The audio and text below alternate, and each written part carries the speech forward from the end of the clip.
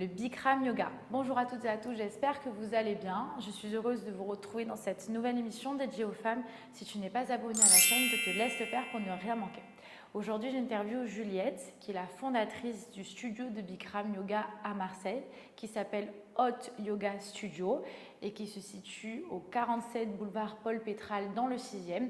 J'ai décidé d'aborder ce thème car ça fait plus de 5 ans que je pratique chez Juliette le Bikram Yoga et ça m'a énormément apporté, que ce soit au niveau physique, au niveau mental, psychologique. Elle va donc répondre aux principales questions que l'on se pose autour du Bikram Yoga et c'est tout de suite dans les interviews de Rebecca. Nous les femmes, nous avons une vie à 1000 à l'heure et nous nous retrouvons facilement dépassées. Je m'appelle Rebecca Attias, je détiens le diplôme de docteur en pharmacie et j'ai créé cette chaîne pour vous aider dans votre quotidien de femme et de maman. Comment ça se passe? Je vous propose une interview toutes les semaines avec un spécialiste pour aborder tous les thèmes relatifs à la femme, la maternité et le postpartum.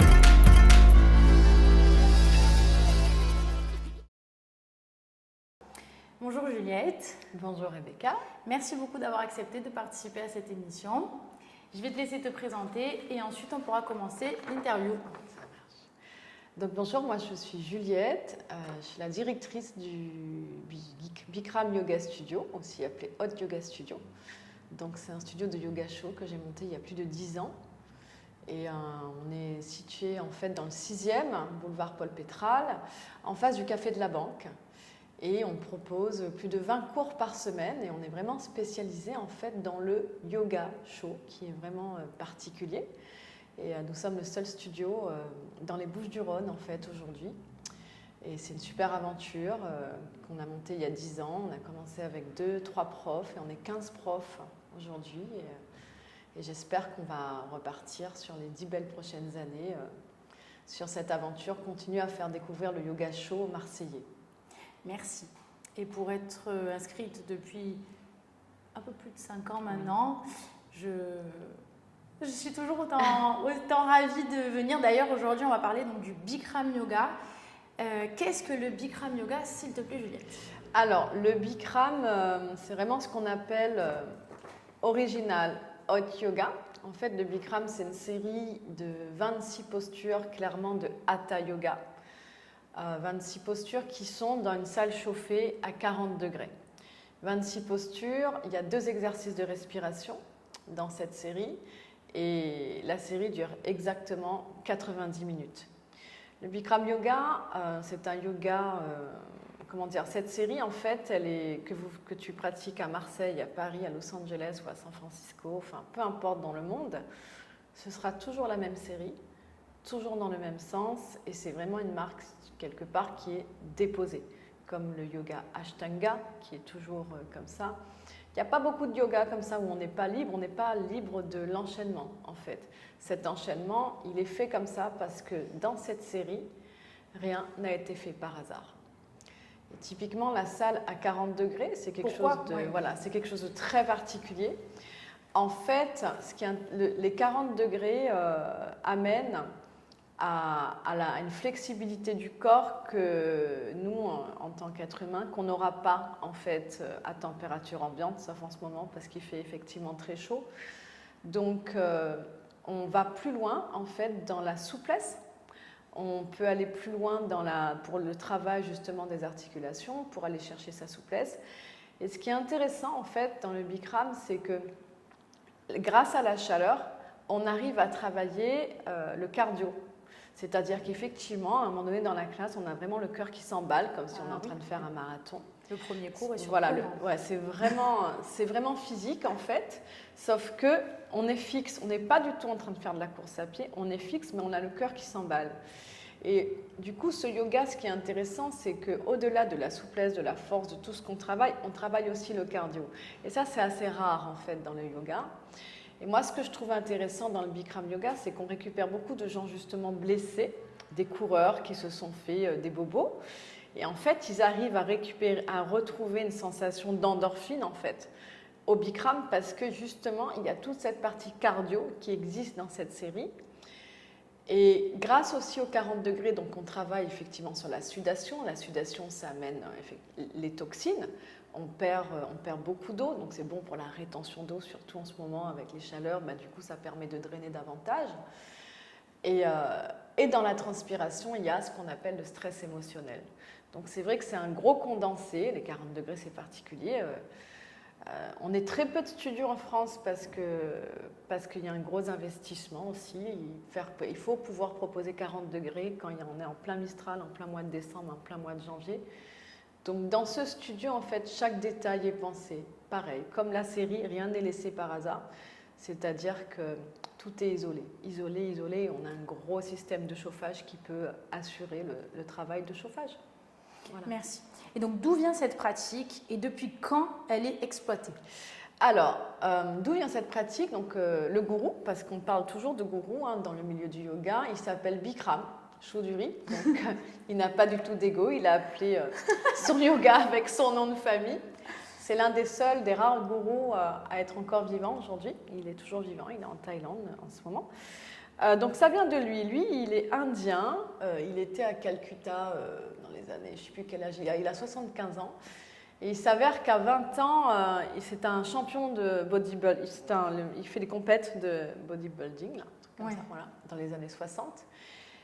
Et un jour, il se blesse les genoux, il flinguait des genoux, on lui dit de toute façon tu ne marcheras jamais, tu ne remarcheras jamais, et il sait qu'il veut remarcher. Donc en fait, il va voir effectivement un autre gourou qui lui donne du yoga à faire, du yoga, et il lui donne cette fameuse série.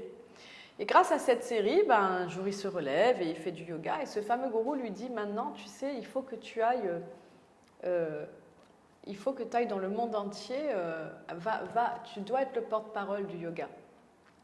Donc, il part au Japon, et un jour au Japon, il commence à faire sa série, et il voit que ça ne fonctionne pas en fait. Et il se dit, mais c'est bizarre, son dos est un petit peu coincé, ses genoux sont verrouillés, et il réalise qu'il faisait 15 degrés. Donc, il comprend qu'il n'a pas les mêmes conditions qu'à Calcutta, en pleine humidité. Donc, il commence à chauffer. Et en fait, le chauffage, ça part de là. Il commence à chauffer au Japon, sa petite salle, et puis après, il part aux États-Unis, à Los Angeles, et là, il arrive à Los Angeles, où il arrive effectivement avec sa petite méthode de yoga chaud. Et il commence comme ça, à ouvrir son petit studio. On est dans les années 70 exactement. Donc c'est aussi les années hippies quand même à Los Angeles. Alors lui, sa clientèle n'est pas du tout hippie, mais il part sur de la clientèle. C'est vraiment j'ai dit à Véronique et Davina, mais à l'époque là-bas, Véronique et Davina, c'est années 80. Mais on est vraiment dans l'époque des body roses et tout ça, années 70. Il commence avec Raquel Welch. Raquel Welch qui était à l'époque cette actrice assez renommée, et Raquel Welch devient addict en fait au Bikram yoga, et puis il commence doucement et en fait années 70 en 1980 il commence à faire des formations en fait de Bikram yoga pour commencer à aller étendre ce yoga dans le monde.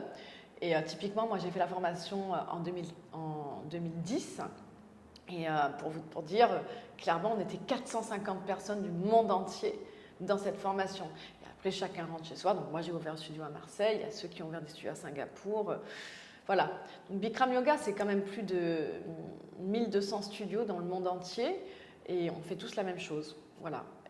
Et moi, j'ai travaillé en Australie, à San Francisco, au Mexique, avant d'ouvrir le studio pour être sûre, pour me dire est-ce que ça va marcher à Marseille. J'avais besoin d'avoir des approches différentes.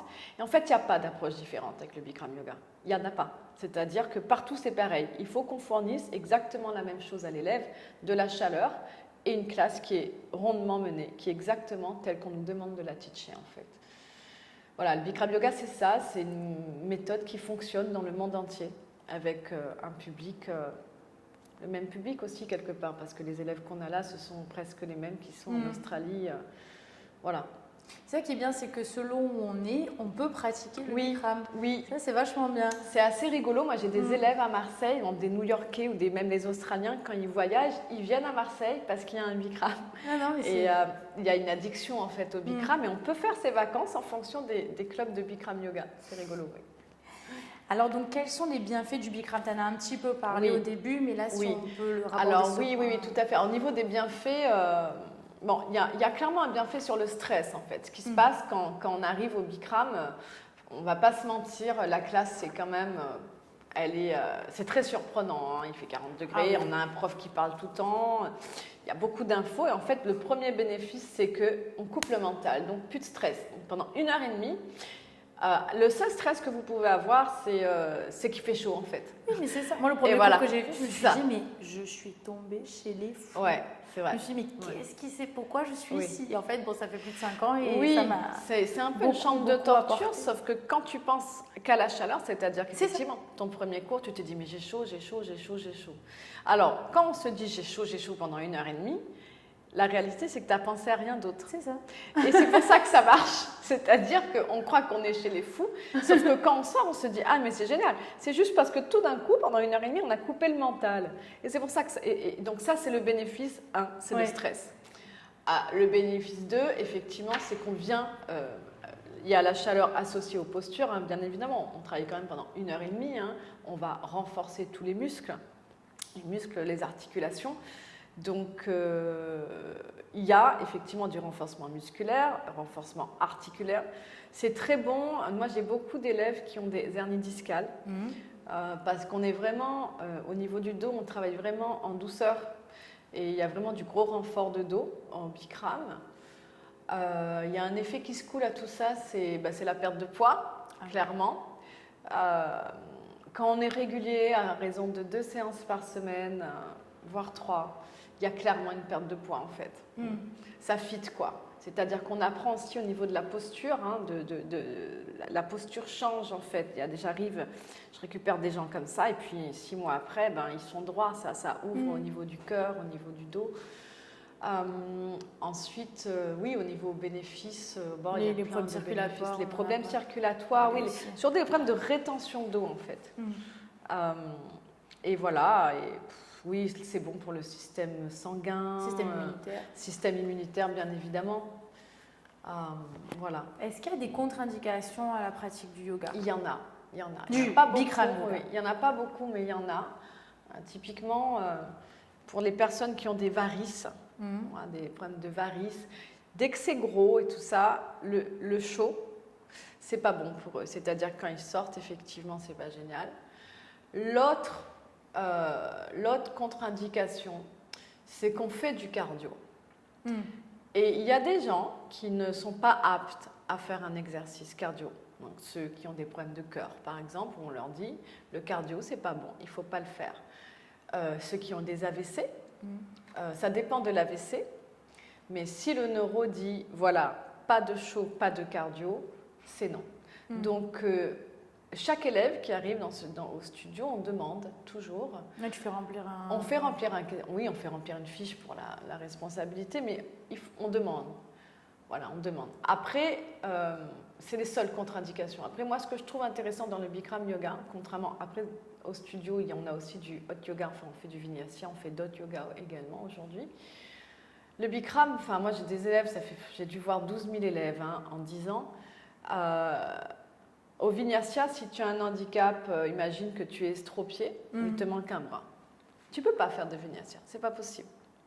Tu peux peut-être, mais il faudrait vraiment être résilient. Au Bikram, si tu manques un pied, tu peux.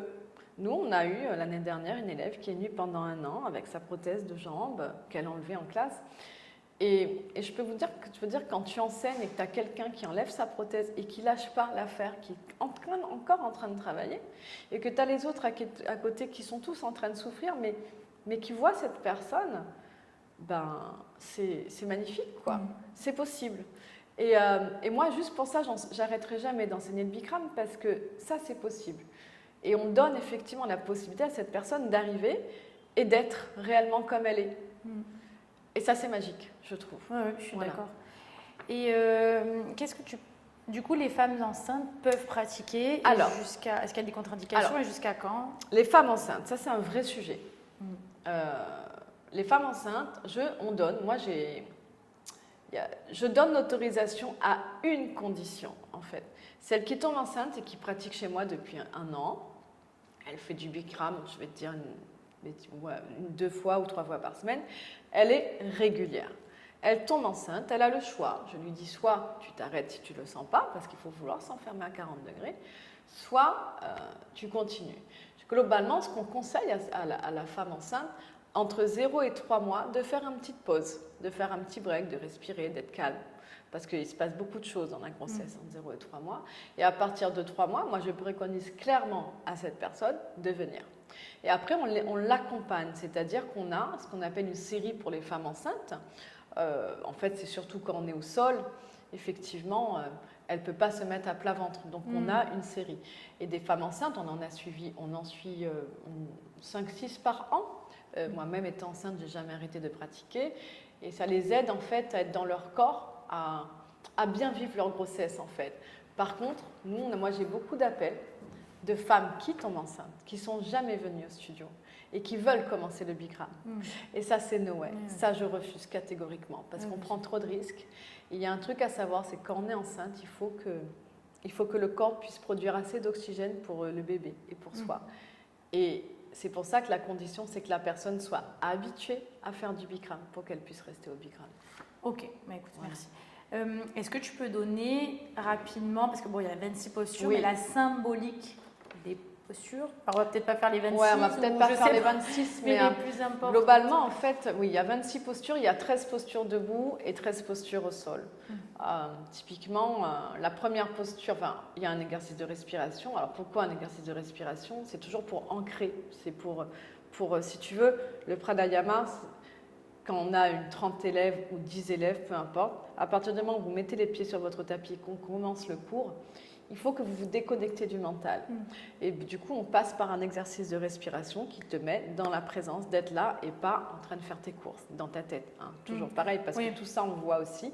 Généralement, il y a des gens, on voit en train de faire les courses. Oui, clairement, ça m'est ils arrivé. sont dans leur tête. Donc, ils continuent leur journée sur leur tapis. Ça, pour moi, c'est dur, mais on est humain. Et l'idée, c'est de couper ça. Ensuite, on va dire la première posture, clairement, nous c'est la demi-lune. La demi-lune, c'est hyper intéressant parce qu'on va travailler la flexibilité de la colonne dans tous les sens. Tu travailles avant, arrière, donc tu mets de la mobilité dès le départ. Et puis un gros travail de gainage aussi. On va dire sur toutes les postures debout, c'est des postures où on bosse beaucoup le cardio. Et on va travailler avec du gros renfort plus musculaire.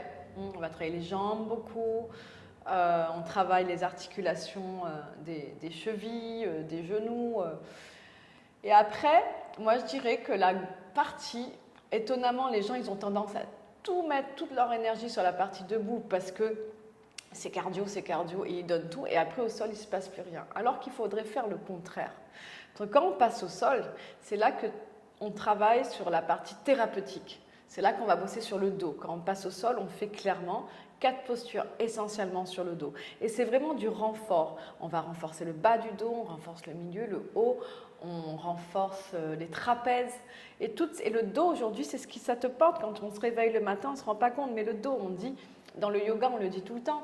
Bikram le dit. Si vous avez un bon dos, vous avez une bonne vie. Alors, quand on n'a pas de problème de dos, ça nous fait rire. Mais dès qu'il y a un souci de dos, on réalise à quel point c'est important en fait. Donc voilà, au niveau des postures, oui, le dos, ça c'est hyper important. Ce qui est intéressant aussi dans le Bikram, à un moment donné, dans les postures debout, on a les postures d'équilibre. Donc voilà, il y a ceux que, si on est vraiment cartésien, on veut faire des postures d'équilibre, c'est vraiment des postures en plus qui sont dures, où on tient sur une jambe. Et les gens changent de tête pendant la minute de la posture tellement il y a de l'engagement. Et les cartésiens, ils arrivent et eux, ils se disent, tiens, pourquoi il y a des postures d'équilibre? Donc, ils se disent que c'est pour pouvoir avoir l'équilibre, pour mettre une palme, par exemple, pour comment dire, voilà, plus d'équilibre pour faire une jolie posture. Je leur dis, ok, why not?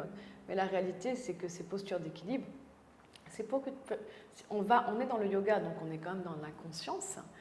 Et en fait, on a 3 postures d'équilibre qui arrivent très vite dans la série. Mais ce que j'explique maintenant aux élèves, c'est que ces postures d'équilibre, elles arrivent pour que tu puisses avoir l'équilibre dans ta vie. C'est-à-dire que quand la claque, elle arrive, la vague que tu n'as pas vu arriver, voilà, il faut rester droit, il faut rester solide. Et Bikram, il te donne cette solidité-là. C'est-à-dire que, ok, c'est dur quand même, là c'est dur, mais je reste solide. L'équilibre, c'est ça. C'est pas pour faire la belle devant le miroir, pour faire la posture. Et il faut pratiquer, il faut du temps pour comprendre tout ça. Au départ, on vient juste pour avoir la jolie posture face au miroir. Moi-même, je suis passée par là et j'ai mis du temps à comprendre qu'une posture d'équilibre, ça voulait dire ça. Ok. Donc voilà à peu près toute la force de cette série, hein, pour moi, qui est très très complète, quoi. Il y a des grosses torsions aussi au niveau de la colonne. Et ce qui est intéressant, voilà, quand on s'intéresse à la mécanique du corps, c'est que quand tu prends ta colonne et que que tu les sors, ben, clairement, si on regarde sur le squelette, c'est qu'on est en train de créer de l'espace en fait entre les disques. Et c'est pour ça que quand on sort du Bikram, vous pouvez arriver avec des tensions dans le dos, en bas du dos ou en haut, et le lendemain, on se réveille, ça a disparu, quoi. C'est magique. Donc ça, associé à la chaleur, mais c'est ça, c'est des torsions, vous travaillez seul, parce que nous, les profs, l'idée, c'est de ne pas toucher l'élève, en fait. Ça, c'est hyper important dans la série. C'est que, moi, je ne sais pas si tu as des douleurs, pas des douleurs. Et si je commence à te toucher, moi, je ne suis pas pour, en fait, et Bikram n'est pas pour non plus. Et il nous a vraiment demandé d'enseigner comme ça. On respecte ce qu'il a dit. Parce qu'il faut que l'élève, à force de nous écouter, en fait, quand tu as l'écoute, tu comprends, tu te mets seul dans la posture. Donc peut-être que ça prend des années, mais c'est pas grave, tu apprends. Le mot pratique, en yoga, on ne parle pas de sport, on parle de pratique, parce que la pratique, ça veut dire que tu es tout le temps en train d'apprendre. Et puis, en fait, l'idée, c'est qu'on puisse se positionner seul, parce que si je te corrige tout le temps, tu vas toujours attendre que je vienne te toucher pour trouver ton emplacement. Et voilà. Donc, ouais, c'est complet. Et est-ce que la chaleur peut faire qu'on va trop loin dans la posture et se blesser? Oui, clairement. Et comment on sait quand ça arrive? On sait quand la blessure arrive. Non, mais c'est un truc, mais ça, c'est... Oui, moi, ça m'est jamais arrivé. Ah, mais ça arrive tous les jours. Pas tous les jours, j'exagère, mais non, il y a peu de blessures au Big. Il y en a peu, parce qu'avec la chaleur, effectivement, on a la chance de ne pas se blesser. Par contre, ce qui se passe quand on fait du yoga ou n'importe quelle pratique, ou même du sport aussi, c'est qu'il y a l'ego. Tu vois, je dois, il faut que je fasse comme ça. Et souvent, nous, on a des sportifs qui sont très forts ou des danseuses qui sont très, très belles et tout. Et tout le monde veut bien faire, et du coup, il y a quelques postures où dès que tu tires un peu, si tu tires et que le petit détail que tu n'as pas écouté parce que tu es dans ton truc, quoi, tu es dans la performance. Or, on ne veut pas de performance, mais quelque part, il y en a quand même, on ne va pas se mentir. Et du coup, dès qu'ils sont dans la performance, avec la chaleur, ils vont tirer. Ils tirent et boum, on fait une petite élongation. La seule blessure que tu peux avoir réellement, ce n'est que l'élongation. Et c'est un classique. C'est un classique que tous les profs des Bikram ont eu, parce qu'on est tous passés par cette blessure, parce qu'on a tous voulu clairement montrer aux autres qu'on faisait mieux que les autres. Hein. Voilà. Et oui, allez, dans l'année, j'en ai 3 à 4 qui font l'élongation. Et je sais exactement quand, je sais comment. Et quand je leur dis voilà. Et souvent, ils nous disent, ah oui, mais c'est de ta faute. Non, c'est ta responsabilité. C'est qu'à un moment donné, tu as voulu aller trop loin. C'est tout. Ça arrive, mais c'est rien de méchant. Non, c'est méchant. Voilà. Oui. Écoute, merci beaucoup. Moi, j'adore vraiment ce que tu proposes. Moi, ça m'a vraiment beaucoup aidé, physiquement déjà, mais mentalement beaucoup. Donc, je recommande à vraiment tout le monde au moins d'essayer et de persévérer. Parce que toi, tu proposes, tu dis en général, je ne me rappelle plus, mais quand on essaie une fois, il faut mieux venir. Oui. Voilà, pas qu'un cours. Parce que je me rappelle, j'avais fait plusieurs cours d'affilée. C'est vrai. On propose, ça c'est important effectivement de le préciser. On propose l'offre découverte et ça c'est pareil, on est les seuls à proposer ça dans des studios. Pourquoi? Parce que Bikram c'est quand même difficile, on va pas se mentir. Le premier cours c'est une petite claque, hein, voilà, qu'on se prend. Mais du coup il y a une offre découverte de 15 jours ou l'offre découverte des 1 mois. L'idée c'est de jamais s'arrêter au premier cours. Si tu t'arrêtes au premier cours, c'est mort, c'est fichu, tu ne reviendras pas, tu as des missions complètement fous. Et en fait il faut venir au moins 3 fois. Sur ces 3-4 fois, peut-être que ça plaît. C'est super, et peut-être que ça ne plaît pas.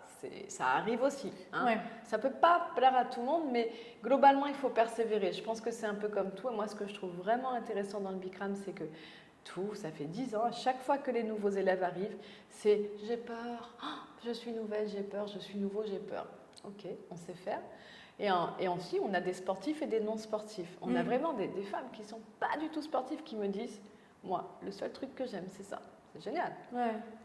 Et ils ont tous peur. Et en fait, quand ils sortent du cours, peut-être pas la première fois en effet, mais au bout de la 3e et la 4e fois, ils me disent en fait, ça va quoi. Ah ouais, t'es vraiment bien. Ah non, mais en fait, je suis capable. En fait, et c'est génial. Oui. Parce qu'ils se découvrent aussi. Mhm. Et ils réalisent que, bah oui, bah, qu'on a un corps humain, il est là et qu'on peut s'en servir et globalement, on est très fort. Ouais, je suis C'est d'accord. chouette, ouais. Bah écoute, merci beaucoup pour Merci, cette interview Rebecca. et, C'est un plaisir. et peut-être à une prochaine fois pour aborder d'autres sujets en rapport avec le Bikram Avec yoga. le yoga. Avec Merci plaisir. beaucoup. Merci, Au revoir. Rebecca. C'était Juliette pour répondre aux principales questions que l'on se pose autour de la pratique de Bikram Yoga. Je te le rappelle, si tu n'es pas abonné à la chaîne, je te laisse le faire pour ne rien manquer. Et nous nous retrouvons la semaine prochaine avec un nouvel invité pour aborder un nouveau sujet. Merci.